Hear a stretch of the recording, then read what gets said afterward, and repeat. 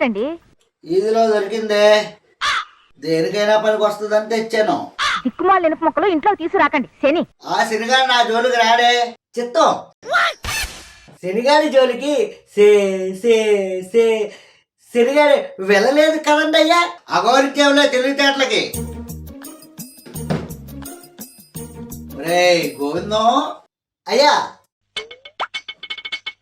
వర్షాకాలం వాళ్ళు కురవటం లేదేంట్రా? మరే వర్షాలు కురవటం లేదండి అయ్యా. వర్షాలు కురవనందుకు గాను నీ జీతంలో 10 రూపాయలు ఎరగోసేస్తున్నారా. వాన పడిపోతుంది నాటపురా, వానపాము ఎదవా, తొండ తీసిన గొన ఎనుగు ముఖం ఈడును పోదాం రే, నాశనం అయిపోతాం రా.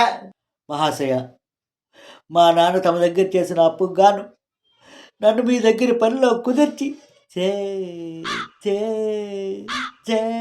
చచ్చాడు. పనిలో నేను జాయిన్ అయ్యేటప్పుడు తమరు నెలకు 3,000 రూపాయలు జీతం ఇస్తారంటేను మురిసిపోయాను. పాత బాకీలు వసూలు కాలేనప్పుడు, పొలంలో పంట సరిగ్గా పండినప్పుడు, కొబ్బరికాయలు దిగుబడి తగ్గినప్పుడు, మీకు ఒంట్లో బాగాలేనప్పుడు, జలుబు చేసినప్పుడు కొత్త కొత్త కోసుకుంటూ వచ్చి ప్రస్తుతం నాకు నెలకు 12 రూపాయలు పావలా ఇస్తున్నారు. దాంతో ఏమవుతుంది మట్టి. ఇది మీకు న్యాయమా మహాశయ? అరే సుందరం, ఎక్కడికి?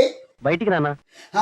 బయటికి కొంపలో కూర్చొని చదువుకొని పాస్ అవ్వకపోతే ఆ బలదూర్ గాలిపటంలో తిరగడం దేనికి? ఆ బుక్కులు పెట్టి ఆ బిఏ పరీక్ష పాస్ అవ్వకపోతే నీకెవడో 1,00,000 రూపాయలు జీతం అవ్వడం. సరే ఎన్నెన్నో అనుకుంటాం. వినిపిస్తుందా? ఈడొకడు నా కడుపుని చెడబుట్టాడు. అవునండి అయ్యా, బాబు గారు ప్రహ్లాద్ టైప్ అండి అయ్యా. మరే అంటే నేను హిరణ్య కష్పుడినా? రూపాయి కోసారు పో, రూపాయి కోసారా?